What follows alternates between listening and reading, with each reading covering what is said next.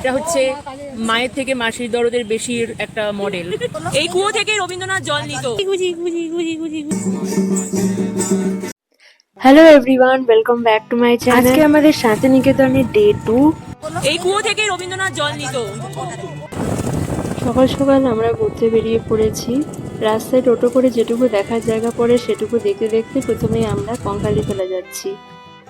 আমরা কাল যে টোটোওয়ালার কাকুর সাথে এসেছিলাম হোটেলে, তাকেই আমরা পুরো বুক করে নিয়েছিলাম ঘোরাঘুরির জন্য।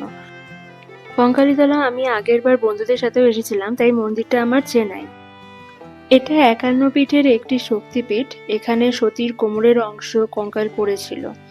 মন্দিরটি পরিবেশ খুবই সুন্দর। আমরা একটু সকাল সকালে গিয়েছিলাম, তাই আমরা একটুও লাইন পাইনি। তাড়াতাড়ি পুজো দিয়ে আমরা বেরিয়ে পড়েছিলাম। সবাই বলে এই কুণ্ডের জলে কোমরের অংশ রয়েছে সতীর।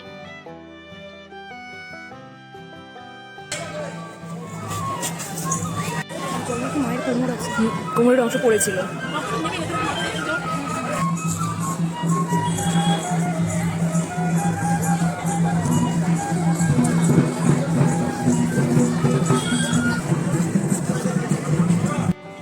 আমাদের পুজো দেওয়া হয়ে গেলে বেরিয়ে দেখি বাইরে বিশাল লাইন পড়ে গেছে পুজো দেওয়ার।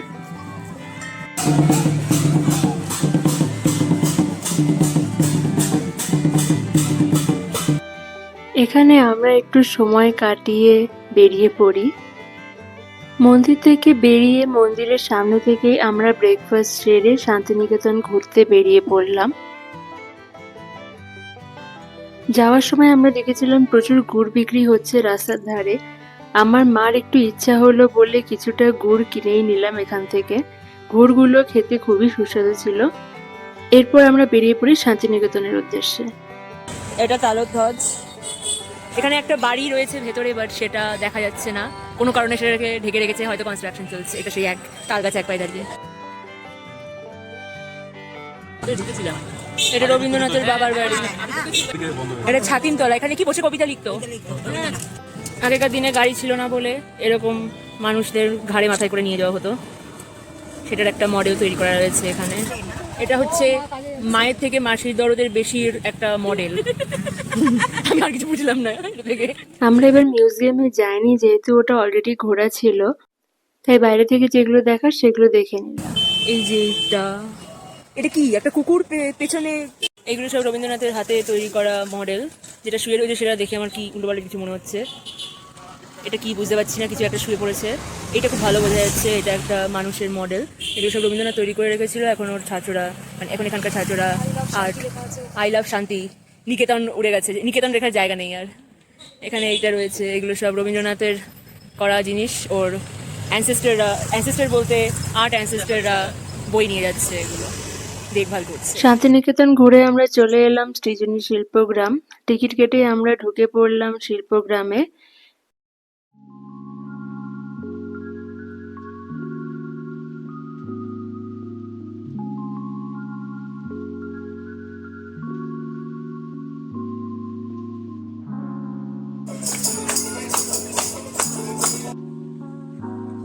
শিল্পগ্রামে এসে প্রথমে আমরা দেখে নিলাম পুতুল ঘর। এখানে বিভিন্ন স্টেটের পুতুল সাজানো রয়েছে।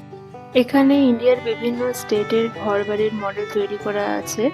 আমরা এক এক করে এইগুলো দেখে নিচ্ছি। এগুলো আমাদের কাছে নতুন, কারণ আগে আমরা এগুলো দেখিনি। আগের বার আমরা যখন শান্তিনিকেতন এসেছিলাম এই জায়গাটা ঘোরা হয়নি।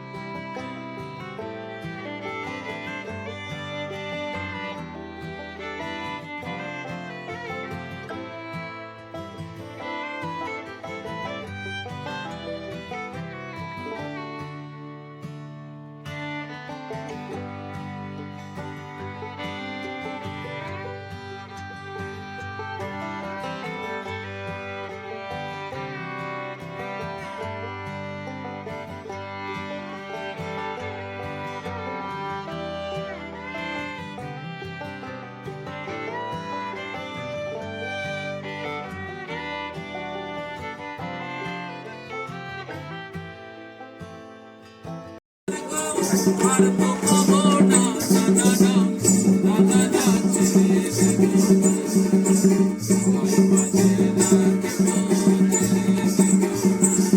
আমরা চলে এলাম সৃজনী শিল্পগ্রামের মার্কেট প্লেসে। এখানে জিনিসপত্র খুবই সুন্দর। আর আমার মনে হলো এখানে সোনাঝুরি হাটের থেকেও দাম সস্তা। এখানে কাকুর কাছ থেকে একটা ছবি কিনেছি, খুবই সুন্দর, পরে দেখাবো।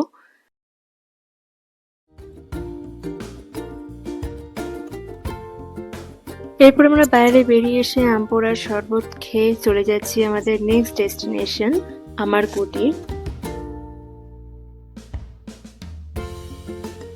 আমার কুটিরে আমাদের কিছু কেনার ছিল না, তাই সোজা চলে গেলাম আমরা মিউজিয়ামে।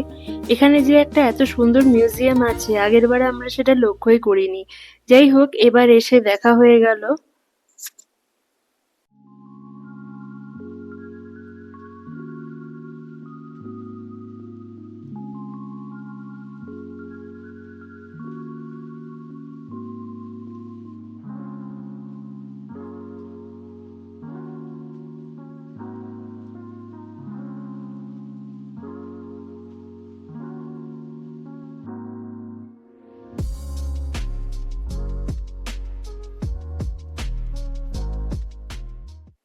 মিউজিয়াম ঘুরে আমরা চলে গেলাম কোপাই নদী দেখতে।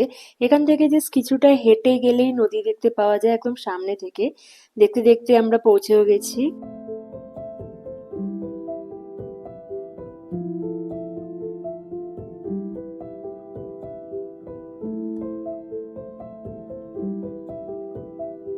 এরপরে আমরা আমার কুটির থেকেই টুকটাক লাঞ্চ সেরে নিলাম। এই বুদ্ধমূর্তিটা আমাদের প্রত্যেকবারই টোটো থেকেই দেখিয়ে দেয়, এবারও টোটো থেকেই দেখে নিলাম। এরপর আমরা সোজা চলে গেলাম সোনাঝুরি হাটে। এখান থেকে হালকা ফুলকা কিছু শপিং করে নেব।